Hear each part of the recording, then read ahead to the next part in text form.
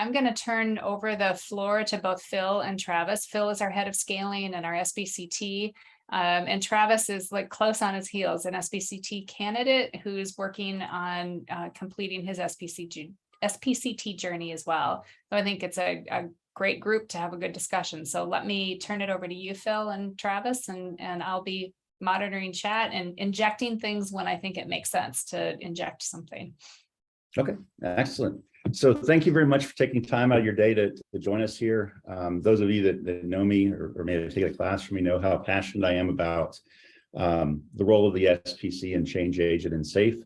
And did a webinar last month with Harry Konerman. Thanks, Harry. Really talking about, hey, I'm an SPC, now what?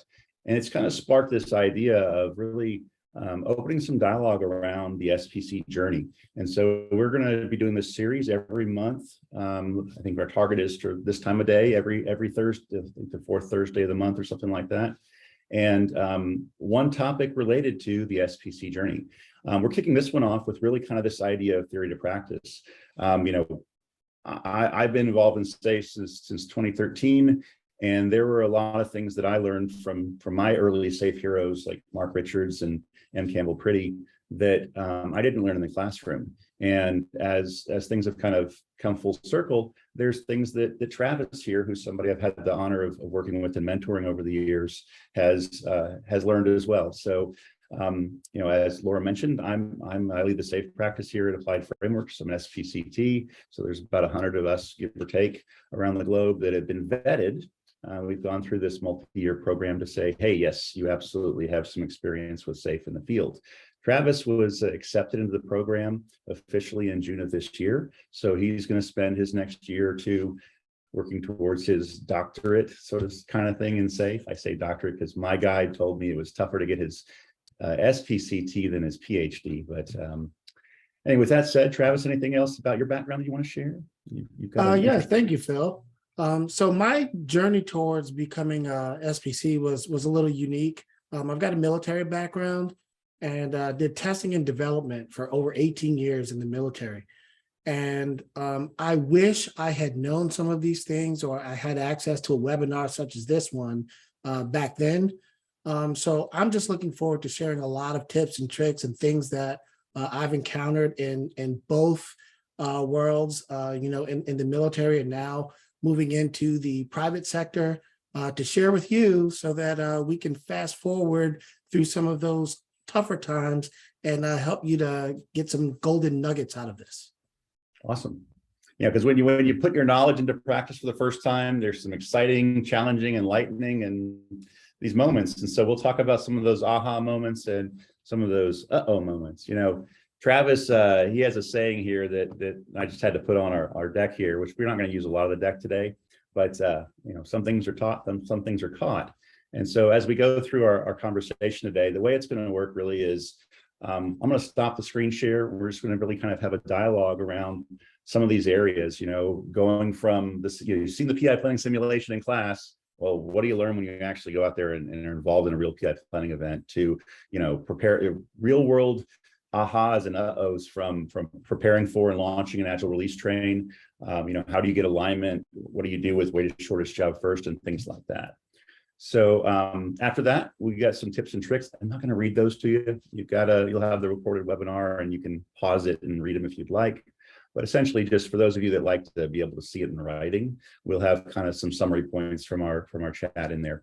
Along the way, if you ask questions while we're on a specific topic, feel free to go ahead and put that into the Q&A, and I've got that open here, and we'll look to answer those as we go. If we can't get to them, we do have a dedicated Q&A section at the end where we can definitely go through questions. As Laura mentioned, if we don't get through all of them, we'll get you an answer, because unknown caller. It's an important part. And also having your phone on vibrate when you're doing a webinar is also important. Anyway, with that said, let's go ahead and get going. Let's talk aha and uh-oh. Hey, there's my reminder to stop screen sharing. So I'm stopping my share and let's talk.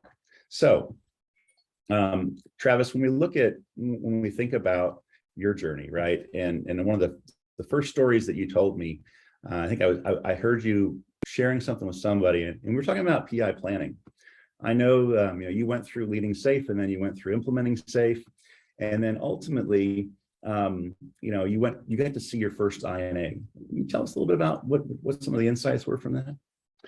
Yes. So the first thing was going beyond just the classroom teaching. When I got to see my first PI planning, live and in person, a lot of lights came on, and it just opened up my experience like 100-fold.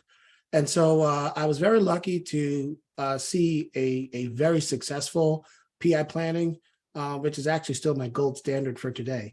But what really stood out was the importance of an involved business owner. And this business owner, his name was Joe. He's got a very special place because of something that he did. This particular PI planning was on September 11th. And Joe, being a history buff, had orchestrated just this story about the history of one of the invasions that happened in the Ottoman Empire. And he came up with this award that he made up. He called it the Baker's Award. And what he did was he rewarded those that would raise their hand during this time period to just tell him, the difficult things that they may have thought he didn't want to hear. And he encouraged them. And I thought, wow, that was tremendous. It started off a little slow, but somebody raised their hand, and Joe didn't jump on them or have anything negative to say. He gave them this Baker's Award, and he thanked them. And people began to raise their hand, and I just watched the room begin to change, how everybody began to, say, okay, this is a safe place. And they began to just talk about the impediments that would derail their train. And that was one of the most magical things that I've ever seen. The room became alive. It started buzzing with conversation and how do we solve these problems? And I didn't learn that in the classroom. So I'm glad I had the chance to witness that. Yeah, when Travis came in at the second PI planning event for this customer, what he didn't tell you is that this is a government program, right? And if any of you work in the government space, there's this role of kind of program manager, right? So the contractor has the program manager. They're the one that gets to talk to the government. If you're a developer, you're not talking to the government. You have to go through the program manager, program director, right? Because we want to make sure that we don't upset the Joes of the world. And Joe really, he came in on the second day of PI planning. And he's like, I had an epiphany. Can I say some words to the group? I'm like, hey, it's your PI planning, not mine. Go for it. And it was really enlightening, and that set the stage not only for that program, but Joe's ART actually ended up becoming a place for Gemba, where subsequent PI planning events, NASA came out to check out the Army Futures Agile Release Train because it had gotten such a reputation. And this isn't all just feel good stuff. Joe talked about delivering more value. They went from a yearly or once or twice a year. By the end of their first PI, they had significant increases in success, and part of that is back to that business owner engagement. Any other insights there, regarding the actual PI planning event itself, Travis? Any tips you might have there? INA or Yes. So when that first Inspect and Adapt was also an eye-opening event. The problem-solving workshop, it tracked an issue all the way back to I guess before me in the initial ART launch. The testing team was one team. They were all on the same team. And I came to understand that was something that was decided, and that's just the way that it was going to be. However, they uncovered that the root cause caused some impediments in the first PI, and they made that change for PI2, which I thought was great. And it just shows the power of that problem-solving workshop, hashing out all of those issues, coming to an understanding of how can we improve as a train. We made a decision. It wasn't the best decision. Now let's fix it and make the consequent PI better. Yeah, I mean, it's crazy. And I think about, for me, one of them was the Scrum of Scrums, right? It's like, the Scrum of Scrums is something where, one of the first ARTs I was involved in, it's like the RT had a clipboard, and went around and printed out this list of Scrum questions. And there's 12 teams on the Agile release train. And how long is the Scrum going to take if you go through and you ask every Scrum Master every question? I think Travis, we put you to work creating a visual radiator so that people could do self-service. And so by the time you get to Scrums, you're talking about where you're at instead of taking status as to how things are going. So we had a question in chat that I'll answer live here. Are there any PI planning events that are recorded that would demonstrate best in practice? Oh, I wish there were. It's a tough situation because we encourage, like the Safe Summits next week, and they asked, hey Phil, do you have any customers that'd be willing to share some thoughts? I'm like, I've got lots of customers that I would love to see them share their story. Like I still look forward to the day when Joe shares his story from Joe's perspective, not us retelling it on his behalf. But there's a lot of things when it comes to being able to record a business event or a government event, and oftentimes it's really difficult to get permissions to do that. My advice there is get involved in the community. Scaled Agile for their Safe Enterprise customers has something called the Voice of the Customer, and it allows customers to connect. I've had a couple, really nice situations where I've been able to take off my Applied Frameworks hat and just kind of be part of the community and help them. And one of the things I talk about is connect and is there somebody you meet in the community that could get you a personal NDA to come observe their PI planning event? I've heard of those things happening. I mean, I was the one that I was working with NASA and with Army Futures, and it's like, hey, you want to come over here and check this out, Joe? Would you be willing to let them come over? I'm muting my phone this time. I'm sorry. Anyway, another question you had here, right? In your journey, have you balanced between having watched the movie in multiple organizations and helping others enjoy the movie, discover things themselves, they move along their Agile journey? How have you balanced that? I'll just say this, I'm still learning. I don't know anybody in the SAFE community or the Agile community as a whole that I personally respect that doesn't see themselves as a lifelong learner.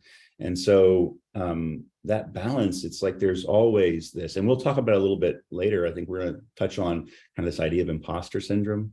I'm in this, but I'll save that for a later question or for a later part of our talk here. And then I think Mark's got a question regarding. Hey, Phil, before you move on, can I add to that? Certainly. I think what we're talking about is a great example. By this time, this was my first time watching the PI planning movie, and Phil had done this multiple times. And one other thing is we had an RTE that was relatively new to this position. And as a brand new SPC, I kind of watched Phil. I had the book knowledge. I understood what should be going on, but there were times that Phil did things and I was like, well, why did you do that? And I took note.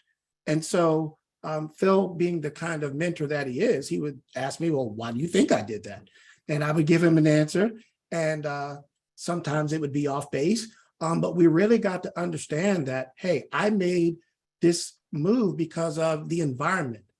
And it really helped me to learn something that's become one of my mottos, that SAFE is not prescriptive, right? You don't have to go down the checklist and do this, do this, do this.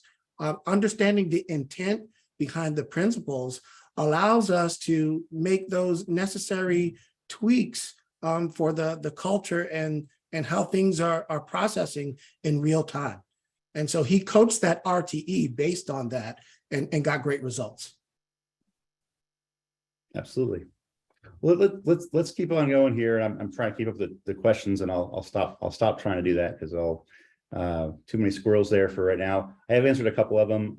Mark, the other questions that are in there, we'll get to those. I may save them at this point for the Q&A. So when we look at your first ART launch, right, Travis, it's, as a mentor, it's awesome to know, hey, this is Travis is on point for that one, right? There's so many things to consider and take care of when you launch an ART, especially the first time you do it yourself. Can you share any insights from your own first launch? Wow. So when I was actually the one, doing all of this myself, that was different, right? Lot more pressure than just kind of watching Phil do his thing. And and taking some of that knowledge that I understood and applying those principles, it gave me an opportunity to just do things the way that I understood them. And having that relationship during my first art launch with the RTE, we work hand in hand, and utilizing their knowledge, I kind of did what Phil did to me. I would talk to that RTE and some others in the group because they understood the culture way better than I would. You know, they've been working in the organization, and I would kind of ask them questions, you know, and they would say, well, we want to do this. And I would say, okay, well, tell me, why would you want to do this instead of that? And what do we gain by doing this or not doing this? And based on those discussions and conversations, we made improvements to the plan so that by the time we got to PI planning, we had uncovered what we thought the impediments would be, the blockers, any resistors, and we were ready. And I think that was the main lesson that I learned. The pre-work before PI planning makes things so much easier once you enter into the event itself. Absolutely. And, you know, there's things on that checklist that have different weights than others, right? And, you know, some things to think about here is, you know, preparing for safe for teams, right? I had someone tell me, I'm not going to take the client if they're not going to do safe for teams. And I remember when I first heard that, I'm like, wow, that's bold. Well, now fast forward a couple of years later, I feel the same way, because safe for teams is such a critical dry run. And I found it to be a true leading indicator for PI success. When people skip it, oh, what you're saying, we're going to be off of development for 4 days, not just 2. Oh my gosh, right? Well, yeah, because there's things we'll learn there. And just like this whole idea of theory to practice, observing people interact in a PI planning simulation and observing them, you know, gonna give you some insights that will help you better facilitate the actual event. And so don't be afraid to add some additional things to that, or even look at prioritizing that ART readiness checklist to see, you know, if there's something that's critical. So good point there. Speaking of that readiness, one of the, you know, you've heard me say this before, that, you know, to me, one of the big other leading indicators for PI success is the alignment you have between business owners, product managers, and system architects before you walk into that PI planning event. I know you've heard me, we've taught classes together enough that you've heard me say it over and over again into clients as well. Have you seen that to be true in your journey? You know, and was there a learning shift there where what did you catch when you took that from theory to practice there? So I definitely learned that a lack of alignment from your program managers will impede the success of your art. When you're trying to launch, you really got to understand the work that's going to be done, right? Just to kind of be transparent here, when you don't understand the vision and the way forward, just bad things happen. And we need to all agree on that problem to solve. And so I had a case where the misunderstanding of the work caused the teams to look bad in front of like their chief product officer. And we had three, we had one company, but they had 3 kind of separate divisions, right? In 3 different areas of the country. And this caused a tough working environment because the transparency wasn't there at all levels. And so it appeared that one of the teams was not really doing what they should have been doing, but it was really a lack of alignment, some misunderstanding. And the chief product officer kind of called them out. And he did this in front of the entire train, which gave me an understanding of, you know, when we look at creating a place of psychological safety, what we say and do is extremely important. And we had a discussion with the chief product officer afterward, and we got some understanding. And this is the greatest thing of all. That chief product officer came back the very next day and apologized to that team in front of the entire train. And he talked about the misunderstanding and let his people know that, you know, I have total trust and confidence in you. And now what can I do to give you the information that you need to be successful? And that was wonderful. So things like that are they don't teach that in the book per se, but when you're watching it live and watching these things unfold, I'll never forget that. Yeah, and it's interesting. You mentioned Joe earlier. So if you haven't figured out, Travis and I and a few others are really big fans of Joe. Hopefully, Joe, I'm actually going to send this recording to Joe so he can kind of see that we still love him. When he those Baker's Awards, it was because there were things that were planned to be done in PI planning that he wasn't necessarily aware of. And so in the first PI planning event, he found out about that through people people saying, hey, this doesn't make sense.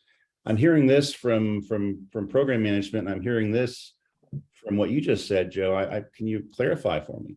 Well, and Joe's answer is, don't do that, because that's just going to waste 25% of our capacity, this PI, right? And so there's little things like that get caught when you've got that engagement, that alignment, and those conversations. And if you get to the PI planning and now your business owner or system architect says, why are we doing that? Now you've got a conversation in front of everybody, and everybody's waiting to figure what's going to happen. There's potential for drama and things like that. So definitely good stuff there. On that note on readiness, right? One of that alignment's around features, I tell you, one of the things I say is that when you get really good at Scaled Agile's product owner, product management class, or Scrum Alliance's, CSPO class, right? You're riding your bike around the block. But Scaled Agile has a class called Agile Product Management. And it is like, if POPM is 101, APM is PhD. And you get really good at that stuff.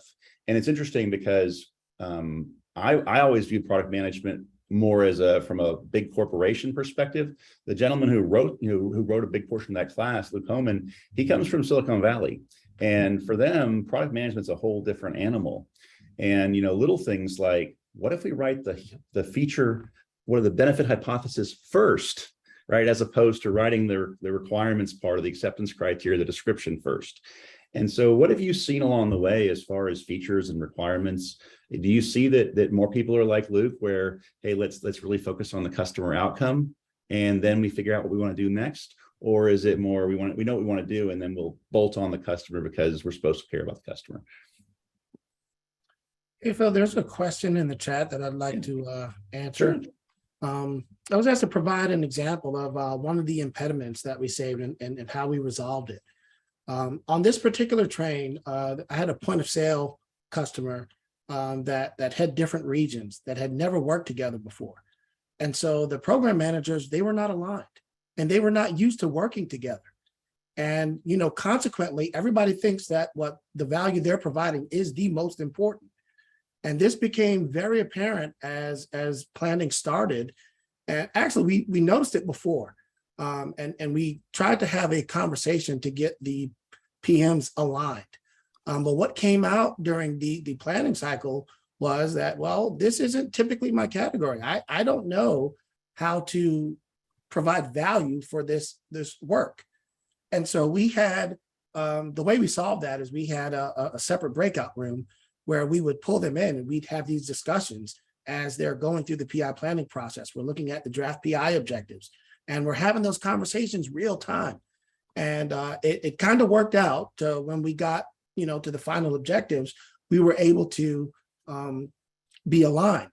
And so I've taken that as, any engagement that I encounter from now on, I make sure that the PMs are aligned way before we get to PI planning. We have that conversation. We talk about those things, and we ensure that we understand the vision that we want to achieve, and that we're all aligned on the priorities to get there. So hope that answers your question. Thanks, Travis. And by the way, this is our first time doing one of these kind of more conversational ones. And so definitely, if you've got feedback, thoughts, I do want to make sure we get time for our stuff. Side note, we're looking at we have a Q&A at the bottom of your window, and there's the chat. I'm looking at the Q&A because it allows me to mark if it's answered or not. Whereas in the chat, so I know there was a request for the Scrum of Scrums radiator, and I answered that in the Q&A. We absolutely can give you some samples of that. Sheet here, it's actually the same as the one Scaled Agile provides. Travis hand wrote it for one of the events, and we've used it in Miro or Mural or Collaborate and other times. All right. So before we move on past kind of this PI planning side, there's a question in here from somebody regarding this idea of a PI planning simulation. So actually it was a couple of years ago, I think Travis, you were there. I have a meetup that I've been involved in since 2014, Scaled Agile DFW, and we actually got some of us together and did a PI planning simulation one evening for a couple hours. And so absolutely have done that before, whether we asked Scaled Agile for permission to use one of their scenarios, or we found another, a custom scenario, absolutely have done that before in the meetup community. As far as can we get somebody from Scaled Agile, I would say that somebody from Applied Frameworks. I work for Applied Frameworks, but I also volunteer in the community. So I will tell you that I myself would be interested, and I imagine that we've got some people that would be, whether that's officially as Applied Frameworks or just as fill the guys in the SAFe community. So we can follow up with you on that, and that sounds interesting. In fact, that could even be something that we do as part of this series. So definitely we'll follow up on that one. So a couple other things here. One of them that it's misunderstood, but it's also so powerful. Way to shortest job first, or some people say WSJF. I just think WSJF sounds cooler, so I say WSJF. But it's one of those things where there's a book one of the book series I read, and it's talking in there. It says it's fiction, by the way. And it says one of the mottos is "Journey before destination." And when I think of WSJF, that's what I think about. You're often going to get, my personal opinion, the output is valuable, but it's just like participatory budgeting or PI planning or a lot of these other things, or creating the future state of your portfolio, where the actions and the experiences that get you to that output add as much value, if not more value, than the output itself. And so, Travis, you've heard me tell stories of WSJF where the RTE filled out a spreadsheet to where, hey, I flew to San Francisco and we did collaborative cost delay with a group of senior execs from a big company last December, right? So it's all over the place there. What are the insights that the ahas and uh-ohs you've foreseen applying way to shortest job first? Because you get the table view inside the SAFe class, but then you get out in the real world. How does it work? Well, I've experienced that the exercise is nothing like real time. There's not enough time in the exercise to do this at the level needed. And I actually worked on an engagement where the business owner provided the WSJF values that they worked on by themselves. And I sat down with the development team and I said, okay, how does this line up? And we did a WSJF session, and it was totally different. The way the development team looked at those priorities was way different than how the business owner looked at it. And so we had a subsequent meeting where we talked about this. And the difference, in my opinion, is that the knowledge workers understood what needed to be done differently. And so when they began to, talk these things out, you kind of hear things like, oh, well, I didn't see it that way, or I didn't think about that. And so those conversations are key.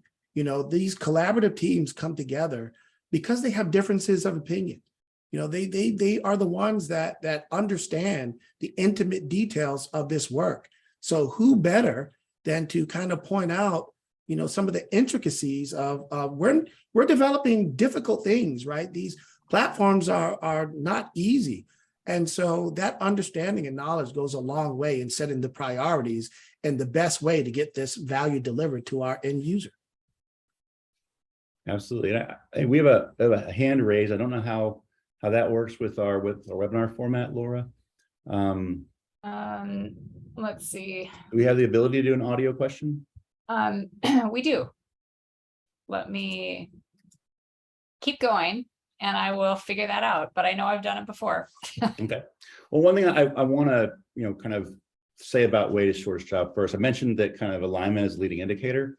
One of the challenges that people have is they never establish the flow for the program Kanban board. And they focus instead on what are my features for PI planning?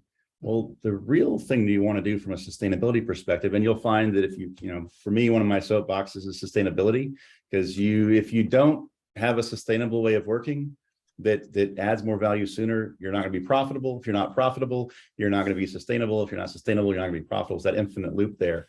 Government agency, you're not going to serve your customers if you aren't sustainable, and if you're not serving your customers, you know, why bother? But or your stakeholders, your taxpayers, your warfighters. Anyway, so with way to shortest job first, doing this collaboratively creates that alignment. So are you able to let's go ahead and go to Tim's question. Tim, you just have to unmute yourself in order to, I can't unmute you for you.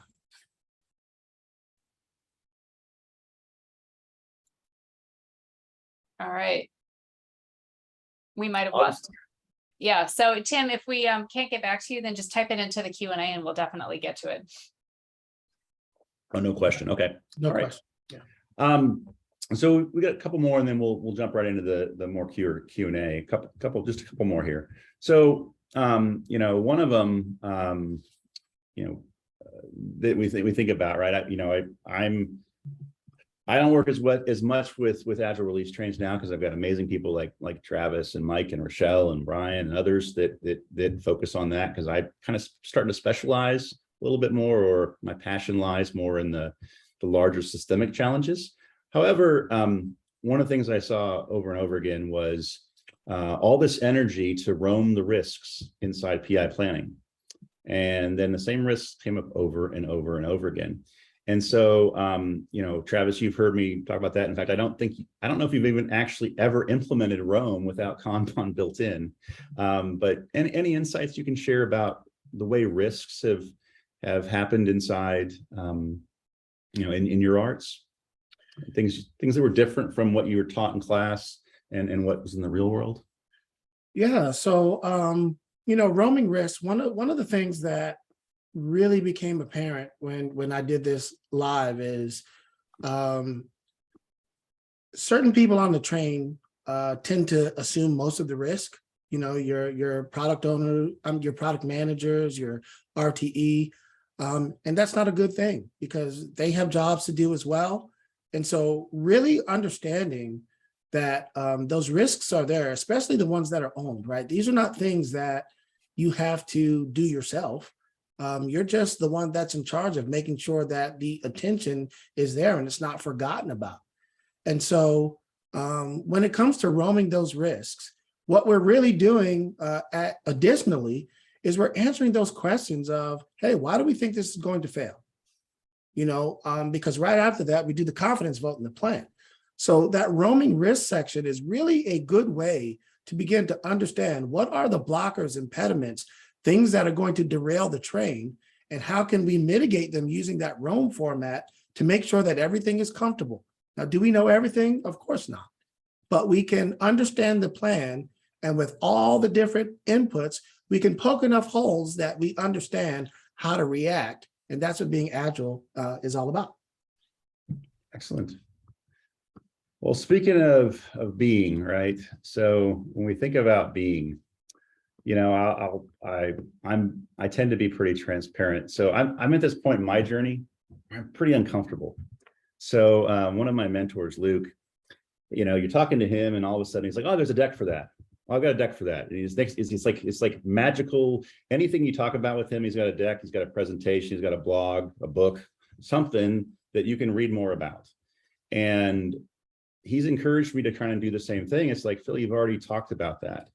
And so it's like on this topic here, right? I've got a webinar, you know, or a presentation I did for these awesome people at RenTouch. They have a PI planning app about the rise and fall of Rome. You know, I'm uncomfortable saying that because I'm at that point where there's people who heard of me and I haven't met them. And that's just really strange for me. And part of this is this idea of kind of imposter syndrome, right? And as an SPC, how do you know, it can be a double-edged sword, right? Because are you limiting yourself because you feel like you're, you know, people are thinking more of you than you are? You know, it's that humble side of things, right? You know, I tend more on that side, I think. Then there's the swagger. Well, if you don't have the gravitas and the confidence, people don't want you helping them, right? And so there's times as a change agent, as an SPC, where you think you're in over your head, but that's not evident to others. But the opposite can be true as well, right? I mean, I've seen people who really try hard to coach executives, and one of the things I learned several years ago from a really nice SVP who took me under his wing a little bit was senior execs can look at agile coaches like puppy dogs on the leg. And it's like, they see them a mile away, and that distracts them. They don't have time for that.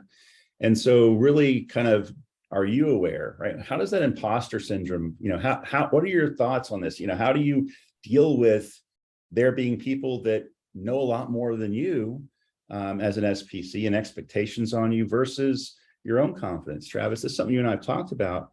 I'd love you to share some of your insights. Yeah, so this one hits home for me because I definitely experienced this. Bill and I had a conversation. I taught my very first, well, not my very first, but the first time that I taught a class with Phil, I think that was one of my worst performances, so to speak. And it's because Phil is such a knowledgeable person. He's a bright, shining star. And I made the mistake of trying to be Phil instead of just being me. And so, it was hard to join the team. And we have another awesome person on our team, Brian Vaughn, who's also in SPCT. He wasn't at the time. But when you come into a place with people that have, more experience than you do, and they're bright personalities, how do you find your own identity? And the worst thing to do is try to be like them. And when I tried to do that, I failed. And so I had to figure something out, right? I had to make a decision in my own mind. And I saw something on social media, and I kind of wrote it down. There's a difference between imposter syndrome says, I don't know what I'm doing, and it's only a matter of time before everybody figures it out. And I had to struggle with that and come to terms that that's not the mindset that I'm going to have. I'm going to have a growth mindset, which says, I don't know what I'm doing yet, but it's only a matter of time before I figure it out. And I've got to do it my way and learn, how to take all the attributes and the skills that I have and make them relevant, because I have experiences too. I've been places, and what I have to say and add is valuable. And so that's just one of the things that I could talk about this probably for the rest of the time we're here. But if nothing else, just be you and allow your true self to shine through. The ideas that we encourage everyone else to talk about, like during PI planning, that's valuable, because though Phil may have been doing this longer, I have different experiences. And there are times that I've learned, well, I'll say something and Phil's like, oh, I haven't thought of it that way.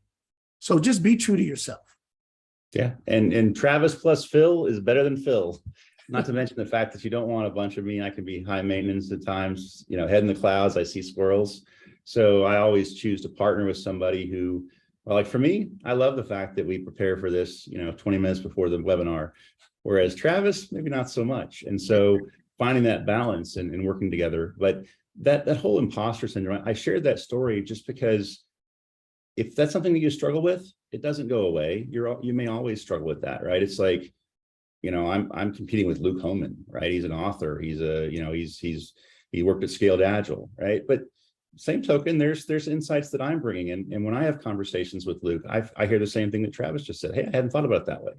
And so just at the end of this day, think about, I'm going to pull up the deck again for just a second, because I want to share one thing on here. And when we look at your journey, right? And this whole thing is a journey. Where's my screen share? Sorry. And then we'll jump right into the Q&A. So we put some of the tips that we talked about here in this section of the deck that you'll be able to get this on the webinar. So we've got here's some of the things you heard us talk about, things we've caught along the way.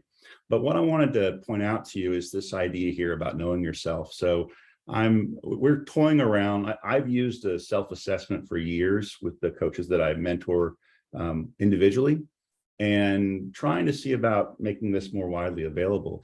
When you think about that kind of knowing yourself side of things, right, that imposter syndrome, take an inventory. What are your skills? Are you, like, for me, I'm not a coach first. I spent a year trying to listen more than I talk, and do reflective listening and really focus on everything for them. And the result was my customers like, what the heck's wrong with you? I've learned that mentoring is kind of my default state. I love helping others grow. And so have I coached? Can I coach? Sure. Am I as good as Rochelle Maurer? No. Right. And so understanding your skills, your experience versus your expertise, right? There's enablement, and on your journey, you're going to learn more and more about the framework. But then there's actually those things you'll catch by experiencing out there in the field. And then there's even specializations, where I consider myself to be more specialized in strategy, business, product management. I've got some background and chops in user experience, a little bit of marketing, finance. I start getting into, I'm not an MBA. I start getting a little squirrelier there, but I'm not the guy that's going to go out and teach. You'll probably never see me, or you will never see me teach agile software engineering by myself, because days 2 and 3, you got to know how to code to be able to do that well. And I don't know how to code. So point being is that you don't have to be a master of all, but underpinning all this is your own leadership skills, because as a change agent in SPC, you are a leader. And the more you can understand yourself, build that self-awareness, and also tackle that, combine that with self-discipline, so that you can, look at this webinar, right? I'm a professional, and I've told you a couple of things that I've flubbed with, right? That authenticity, those are the things that you won't necessarily learn in the classroom. So like I said, this is really some of the things we've caught. I'm not going to read these to you, but we'll have them up on the blog post for this. And just a little side note before I stop slide sharing again, if you do want to reach out and connect on LinkedIn, Twitter, our information's on here. If you are going to go to the SAFE Summit, I am going to be there. Love to, meet you. I will tell you that we sent out an email saying, hey, if you're going to be at the summit, I'd love to see you. Well, I was teaching class the last couple of days, and I haven't been able to reply to those emails yet. So if you were one of those, if you're on here and you sent me an email saying, let's meet, I'm sorry, I haven't gotten back to it yet.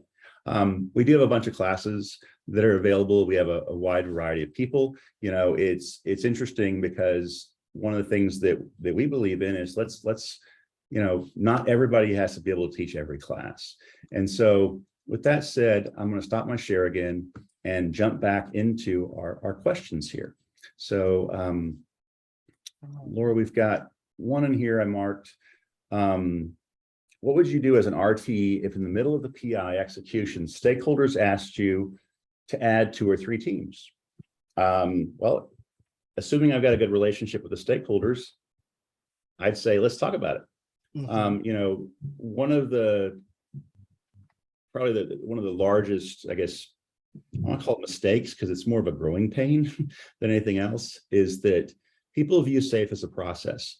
And, when I was in the government sector, there was he called himself the czar of software for the Air Force. And this is a guy who sent out this memo saying, avoid rigid and prescriptive frameworks like SAFE. And Joe, when we showed that, we mentioned that memo to Joe, who was a government executive, he laughed out loud, because for him, it was SAFE's all about flexibility. Where I'm going with that is that how can SAFE both be perceived as rigid and prescriptive as well as flexible? And the answer is, it's how you position it. And so if I'm an RTE and the stakeholder says, hey, we want to add more teams to increase our throughput, on one hand, that's irritating. That's going to cause an impact to our plan. SAFE doesn't have a model where we do that. But at the same time, it kind of does, in that values and principles are what power the practices. And so responding to change over following a plan, tells you, hey, we'll find a way to make it work. The key to the stakeholders is understanding, yes, we can add 2 or 3 more teams. Here's what it'll take, and here's what it'll cost you. Not about just from the standpoint of dollars, but from the standpoint of, if we disrupt this flow by bringing this in, there's a ramp up for teams. We need to train them. We need to get them acclimated. We need to get them in the tech stack. And so just being transparent and having that conversation. Have I seen times when the PI has been blown up in the middle? Sure. Was it for a really good reason? Yes. And so hopefully that answers your question there. Can you add 3 teams in the middle of the PI? If it's so critical that you do so and you understand what it'll cost you to not do that at the PI boundaries, sure.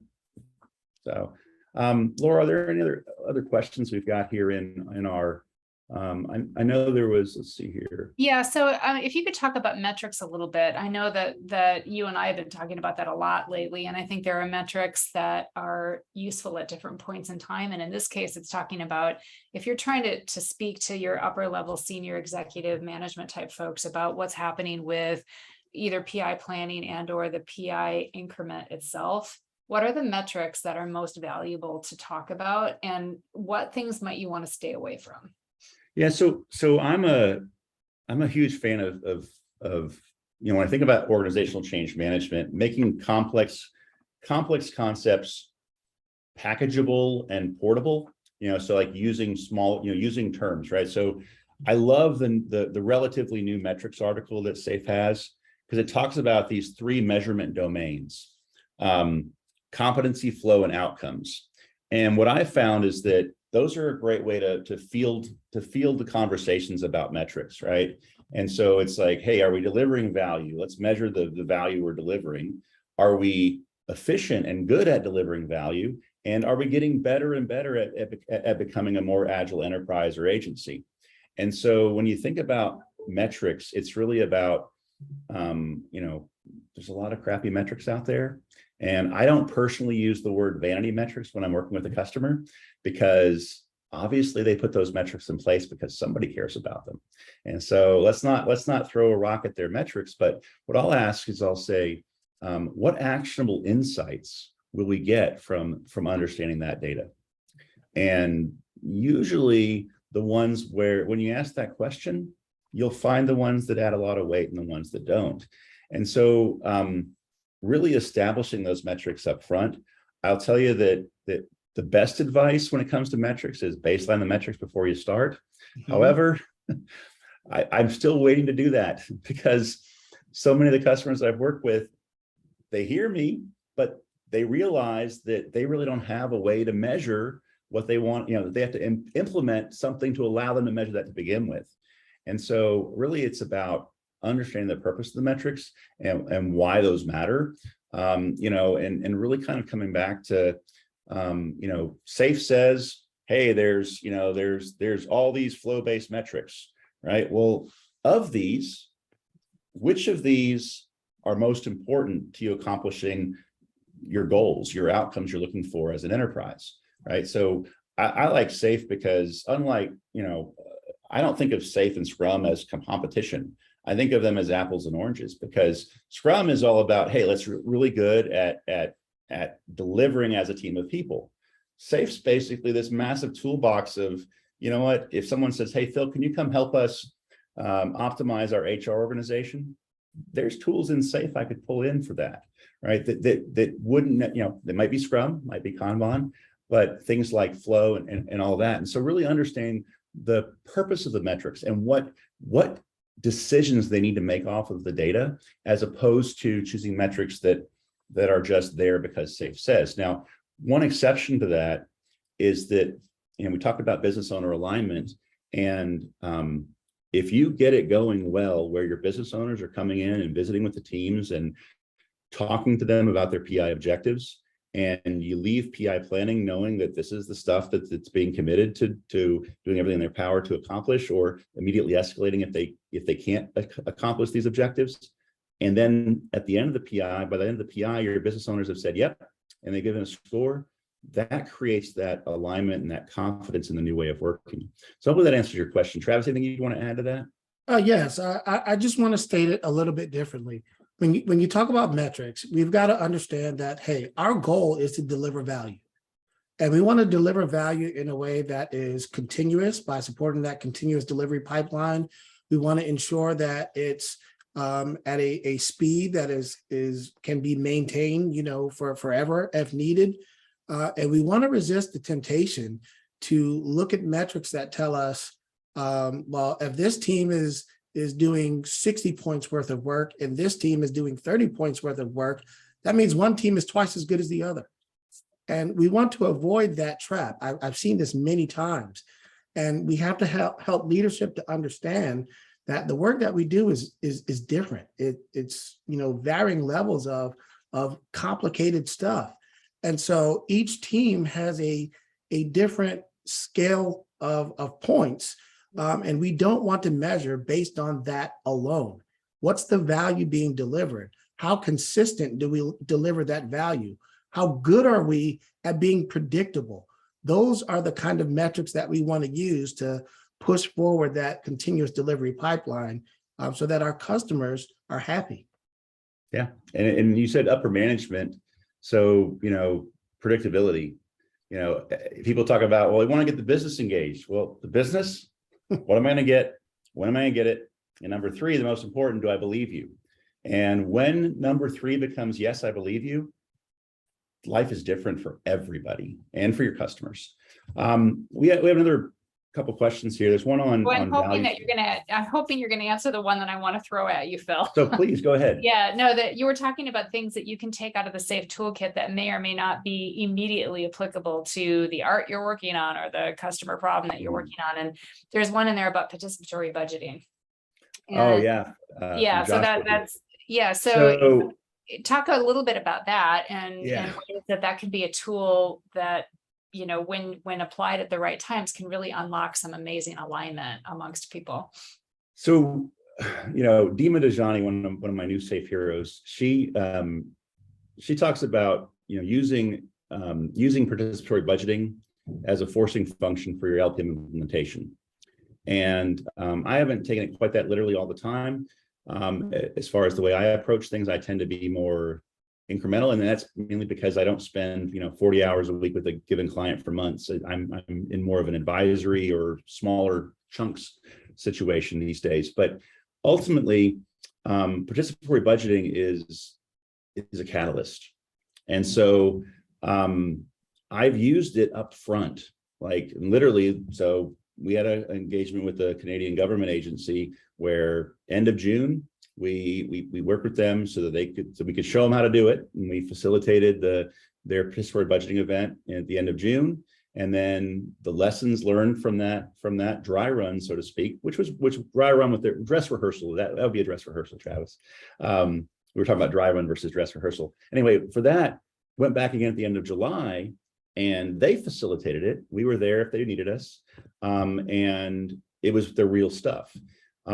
It's tremendously powerful. Now, LPM is a journey in itself. I'll tell you that, by the way, if you out there watching this are an expert and you've got deep experience implementing lean portfolio management in enterprises, please reach out, because I found that it's a very underserved part of the market. The number of individuals that we can find, even SPCTs that have deep experience with LPM is small. And when I say deep experience, for me, that means sustainability. So getting LPM, trying LPM and getting LPM to be the new way of working are completely different here. And so, what you talk about here, you run the event went smoothly, but then the finance team reverted back to the old ways of working. How do you make that stick? What I found, unlike launching an ART, where launching an ART, it's tried and true, right? It's like follow the implementation roadmap, do the ART readiness, and with small variations, this is a best practice, and there's lots of knowledge around how to do it well. Lean portfolio management is kind of a newer frontier. It's also one where if mindsets don't shift, it won't stick, period. And the challenge there is, as an SPC, whether you're internal or consultant, do you have the experience? It's one of those catch-22s where I have a higher track record of getting it to stick because I've got a lot of experience. But if you're new, how do you get it to stick? And really what I found more than anything else is understand why they want to implement LPM. So if they say, well, our organization is doing SAFE and our CTO says that we have to have LPM, so we're doing it. Well, that's a whole different experience than, hey, we've seen the benefits of Lean and Agile over here. We want to scale that here outside of just the way we deliver. We want to also do that for our strategy. taking an incremental approach to LPM can really be beneficial. I think that one of our subsequent, webinars is going to ultimately end up being about LPM, because how do you get into, I taught LPM yesterday, we had an SPC in the class, hey Nate, and it was, how do I get into the LPM space? And that's a tough one, because whether you get into the LPM space or just learn to work with more senior leaders, it's a whole different animal. And I think we can probably do a webinar just talking about that, or a Q&A session. So I'll just tell you that the mindset shift is probably the biggest part of it. And participatory budgeting can be used to get you going, but then what do you do when you're done with PB, right? And so like with this government agency, we spent another half day saying, okay, now what? Don't lose the momentum you gained from this. So I'll pause. Well, it's, I mean, we're about at the end of our time, but I think a theme that I've heard from all of your conversations so far, which has really been great, is it's like playing chess, right? You're always thinking about, well, why are we doing this, in the sense of, well, what's going to come next? And how are we stringing together a number of nexts with an outcome is the theme for all of that. And so, it's one of the things I really love about working with both of you, is that you're always playing chess in the right way, right? You're always thinking 3 or 4 moves ahead about value and customer success and outcomes, and intentionally sequencing things in a certain way or framing things in a certain way with that mindset. That seems to be exactly what you just said for LPM, for participatory budgeting, and for a lot of the other topics you've already brought up today. So I appreciate that. And Laura, we're at our time box, and so I didn't get to all the questions, but we actually take it seriously. So you took the time to put a question in the Q&A. We'll take the time to write a response. Usually mine aren't one sentence. It's usually going to be a little more than that, because I like to be expansive in my talk sometimes. But thank you very much for your time. If you do have additional feedback you want to send our way, you can reply to the, you can shoot an email my way. I'm Phil, Phil at Applied Frameworks. And love to hear your thoughts on this this approach. I'm for.com. My thoughts are to bring in people outside of Applied Frameworks. We've got some customers that are interested. We've got some other people outside, potentially some people from Scaled Agile, to really kind of make this more of an ongoing series where you don't just hear from me, you get the perspective from other individuals, because really at the end of the day, as an SPC, you don't want to learn just from one person. You don't want to be a Phil. So let's end on that note. Don't be a Phil. Oh my goodness. I couldn't have thought of a better way to end it, but I don't actually agree. We need more Phils in the world. All right. Well, thanks everybody. We'll post the recording as soon as we have it processed. And, I hope everyone has a great end of the weekend, and we'll see you at our next webinar. Or the summit next week. Or the summit next week. I'll be there. All right. Bye, everybody.